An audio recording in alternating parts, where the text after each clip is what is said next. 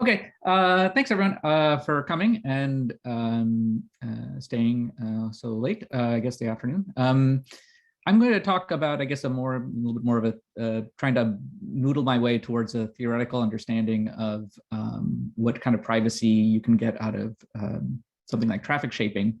This work is inspired by thinking about IoT systems, and it's work with my student, CJ Xiong, who's graduating, she's defending her thesis on Friday, has already started her job, and our illustrious department chair, Narayan. So what's the, hang on a second, I'm having a little, okay. So what's the challenge here is, you know, in these sort of IoT networks, people have thought about a lot of different ways of trying to protect privacy kind of at the sensor layer, for example. You know, typically when people talk about data privacy, at least in the world that I think work in, people think about like data obfuscation, adding noise, or, you know, doing some sort of signal processing style manipulations to the data. We looked at something earlier and kind of looking at requantization and using that kind of low level at the acquisition level way of trying to mask some information. And then the other sort of approach is to say, well, all the packets are going to be encrypted anyway. So, you know, that's where our privacy is going to come from, is from security or secrecy. What we wanted to look at was what is revealed by actual network traffic. In this case, like packet sizes and packet timings. And these will, of course, correlate with events that are happening in the network. And encrypting the content or the payload of the packets doesn't do anything for you if, in terms of protecting against those kind of side channels. And so, you know, what kind of adversarial inferences can people make about private user information? We've seen some examples before looking at the sensor data, but it also happens in the traffic, the network traffic. So as a quick example, you know, if we look at you know, say a smart home type system with a couple of different devices, and the system model we're sort of positing is that there might be a gateway that sits in your home, but somebody can snoop on the output of that gateway. So the traffic coming out of the gateway in your home can be examined by some sort of eavesdropper who can observe, again, not the packet payloads, but the timings and the sizes. And so you can see pretty clearly, and I guess, you know, by now it's probably old hat, that the shape of the network traffic reveals lots of things about what's going on, for example, inside the house. So there's this nice paper which collected a lot of this type of data by some folks at Princeton. And so if you want to look at this sense sleep, this sort of sleep sensor system, you know, it has a big spike when it detects that you have actually started sleeping or you've fallen asleep. So then there's a gigantic packet that gets sent out then. For camera systems, you know, there's bursts of traffic whenever you have a certain motion, and even the size of the packets can reveal like what more detail about the type of action or event that they have observed. So in general, you know, user interactions with these type of devices generates distinguishing packet sizes and sequences based on events, but also often with the individuals. And one project, for example, Jorge and I have started working on is related to this sort of thing. You can actually tell, you know, who's in a room based on some sensors that are in the room. So I guess the point is, you know, all of this I'm trying to make is that even the encrypted network traffic contains a lot of fine-grained personal information, and so there should be some attempt to try and address this sort of privacy leakage. And so what we try to do in this work is try to design some type of shaping mechanism, some way of kind of standardizing the traffic in these systems. What are the tools that we have available to us, and what can we say about the privacy that using those tools will give us? That's the goal. So really the first question is like, well, what can we protect? What are the things to protect, and what can we do? So things that people have looked at in the past have been, you know, one big topic in networks, I'm sure for folks here who are familiar, are these mixed networks. The idea being you want the network to, you say a router in the network to obfuscate who the source destination pairs are in a network. And so you do this by mixing up the packets, right? So some packets come into the router and then they leave out out the other side, and then you can see when the packet came in, when it came out, and correlate those. You know who's talking to whom. And so if you take a kind of information theory sort of view to it, you want to look at how much entropy can be introduced, uncertainty can be introduced by the router. So if the person's observing the packets coming in and out, you could delay the packets and scramble the packets and put in dummy packets, all sorts of things you could do. And basically the big thing is mixing the packets so that you can't correlate the timings of this packet came in, then the packet came right out again. So there are a couple different types of mixes that people have looked at. These pool mixes by Chom, who thought about this problem like way before it was probably trendy to think about this problem, a year after I was born. And then there's, there are other types of mixes that people have looked at more, along the way. And there's a lot of interesting work in this direction.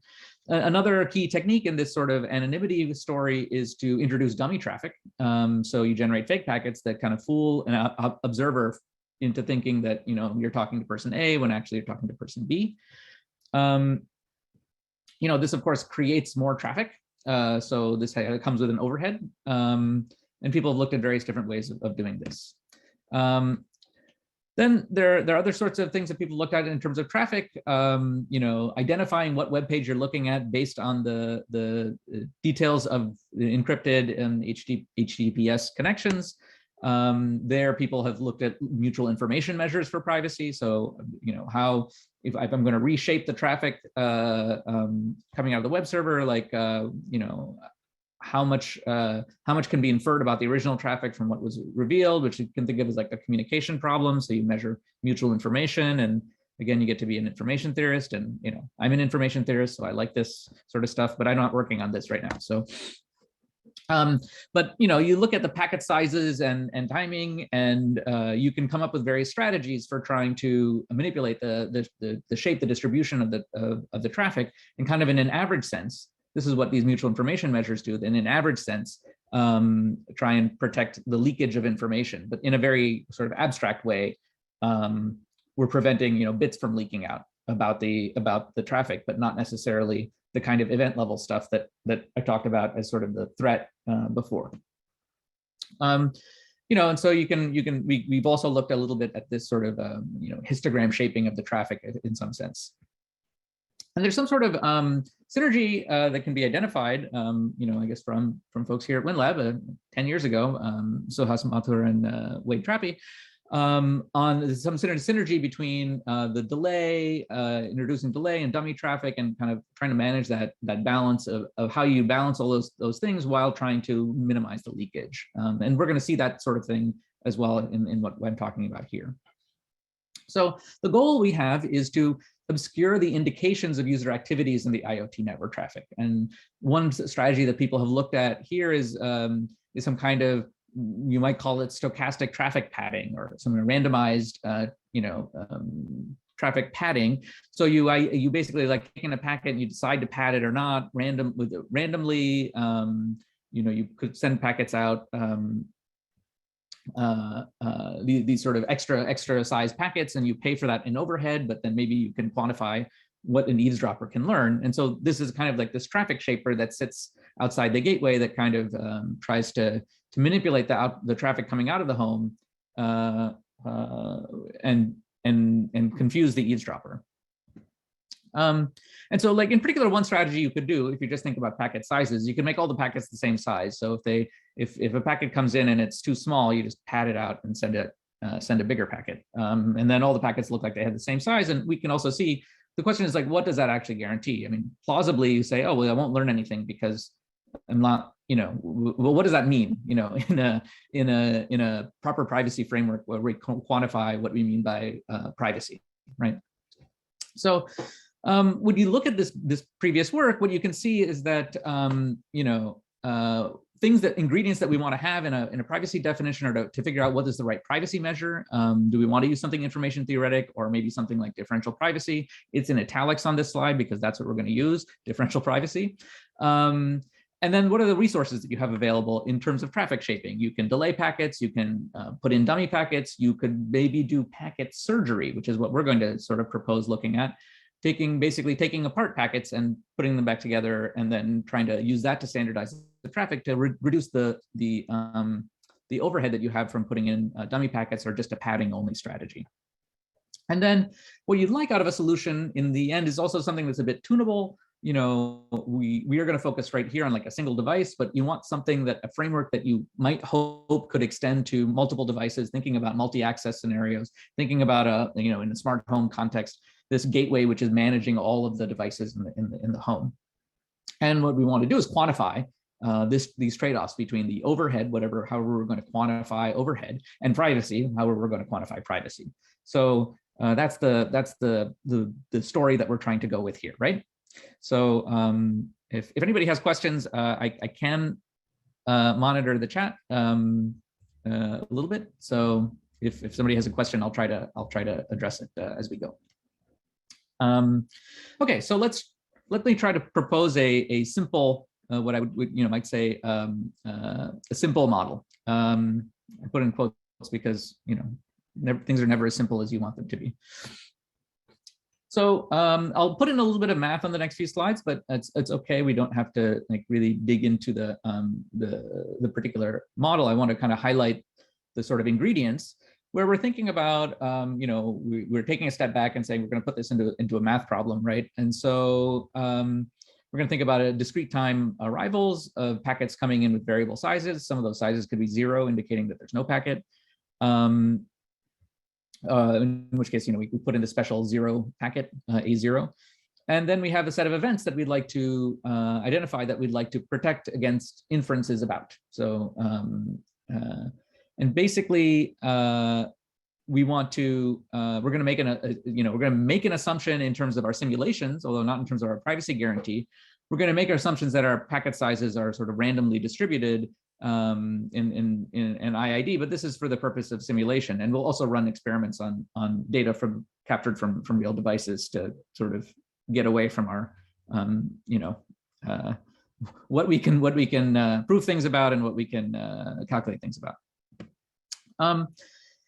So, you can think of the packets coming in as this sort of stream of, boxes of different heights. Maybe you like to put them all sideways, but we like to think of them, since it's discrete time, as being tall boxes. And the box is the size of the packet. The height of the box is the size of the packet.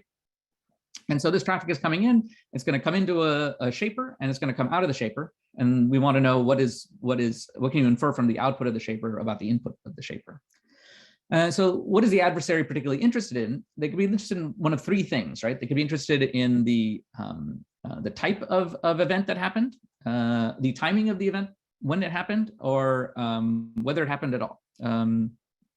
And so for each time slot, they could be interested in this sort of in the question of this type. So in a type thing would be, for example, are you doing motion detection or checking the camera feed on your camera? That's like, which type of event happened. It could be the timing. Did you go to sleep at a certain time? That's another thing that people might want to learn, right? And then occurrence could be like whether or not something happened. You pick a particular time and you say, did something happen at this time?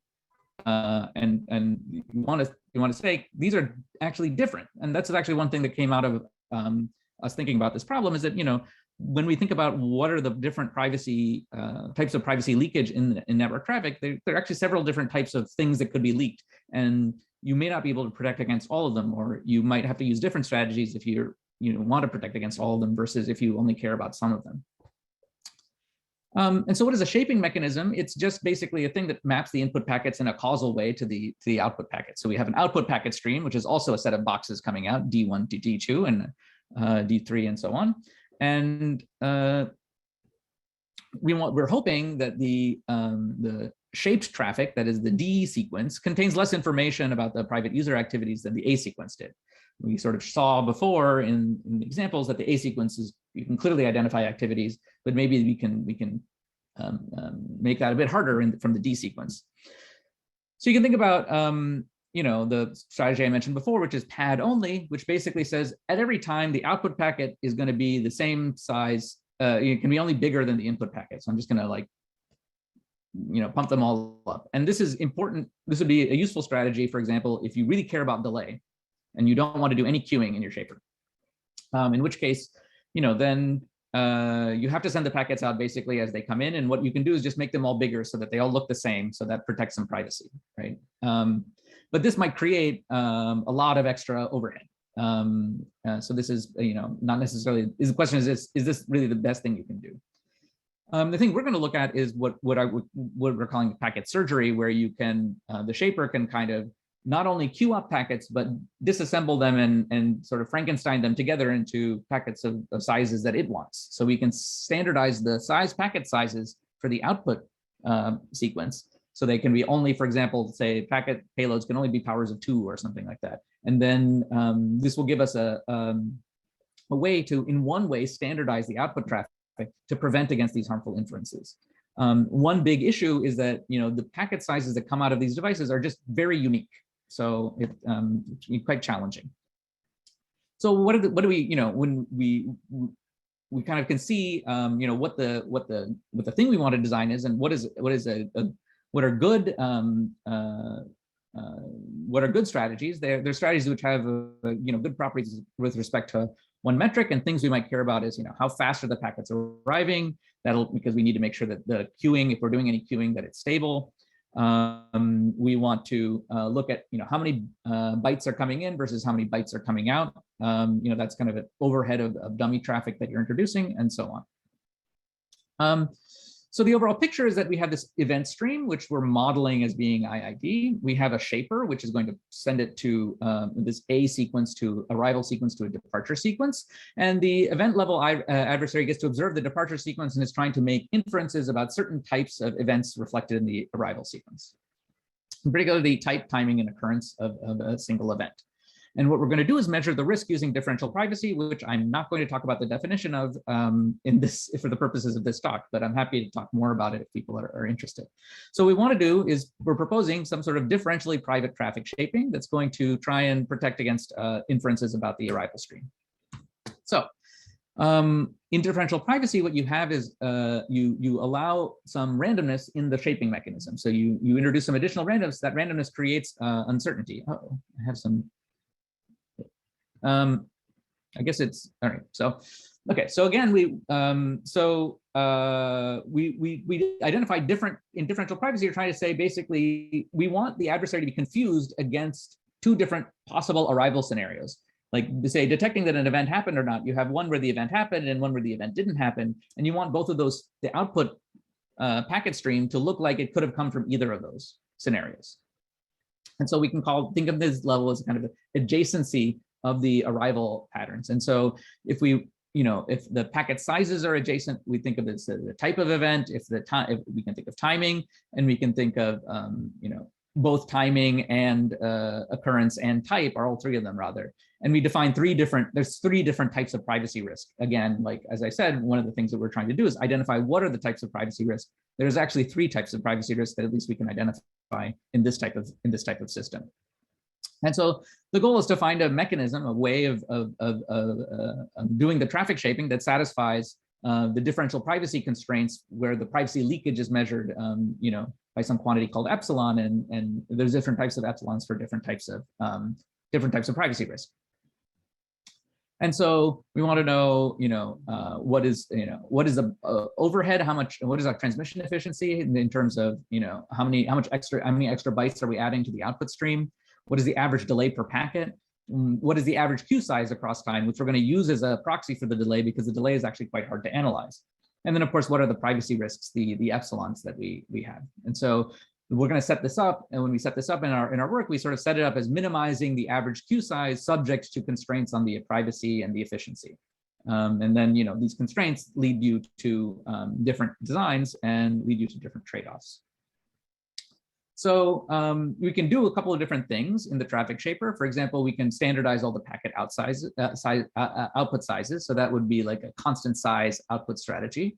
Or we could allow the output sizes to be variable. And this might be useful if you want to be able to handle, say, bursty traffic. instead of, because if you have a burst of traffic and you're choosing a particular constant output packet size, you might just have a lot of traffic build up a lot of delay until that burst finally clears itself out of the queue. So that's a thing you might consider. And so we talk about these variable size or variable interval, so variable timing, or constant size, constant timing. And what we can show is that if we think about allowing the output packet sizes to vary, but making sure that we output packets at constant intervals, so we're always outputting packets, this introduces a lot of overhead, and additional overhead over the over other strategies. And if you look at the differences between those things, what we've done is relax the privacy guarantee. If you adopt, what we call a VSCI strategy, you get perfect privacy, and then it has a certain cost. You'll get a lower cost if you give up entirely on two types of privacy. So the question we want to ask is, like, can we interpolate? Can we guarantee some level of quantifiable privacy without giving up completely, and sort of interpolate between these types of strategies? And the answer is yes. In the interest of time, I'll just sort of give the high-level output. If you allow for a differentially private shaping, what we call DPS, you can get better performance in handling bursty traffic over the kind of non-private solution, the fully private solution. If you're willing to give up on some privacy, I guess my point is that you can get some robustness against this bursty traffic issue. And if you look at the output, you can sort of see what's going on. If you look at the difference in what the output packet stream looks like after the traffic shaping. So if you have a original, say, trace, this is with our toy model of IID traffic. This is with like a bursty traffic model. Under perfect privacy scenario, perfect privacy strategy, you get traffic that looks kind of very similar. Whereas if you have a differentially private,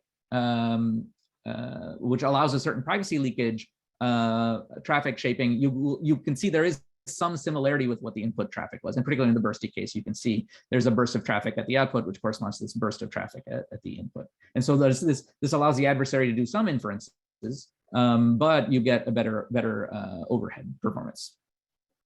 And so this is related to other types of privacy that people have been looking at in the last few years. So just a few concluding remarks, because I know I'm out of time. So the overall goal of this project, and the overall goal of us thinking about this, is to sort of push a little bit on standardization, which I guess is something that Misha Doller talked about a little bit in different contexts, but really to standardize some of the ways in which IoT devices behave in order to protect privacy, because the traffic patterns, the traffic shape itself leaks a lot of information. And the more standardized you can make it, the better you can guarantee privacy, but allow for more efficient shaping. We can trade off privacy for some better performance in many scenarios. So by giving up a little bit of privacy, you can get some better performance. And this is at least true in this toy model that we have, and we're interested in sort of looking at more complex scenarios in which this could be true. And what we actually have is that more traffic actually makes things a little bit easier, because the more traffic you have is kind of the bigger crowd your traffic has to get lost in, and you can guarantee better privacy. And we'd like to be able to sort of extend this to sort of bigger systems, but that's left for future work. We have, I guess, just as a last little point, I'll just mention the middle point. We did start implementing some of this stuff on the Orbit testbed, and we had found some interesting implementation details, which I'm happy to share offline or in another context. But thank you very much for your attention, and I hope it wasn't too confusing. Thanks. Or if it was, then it was very private.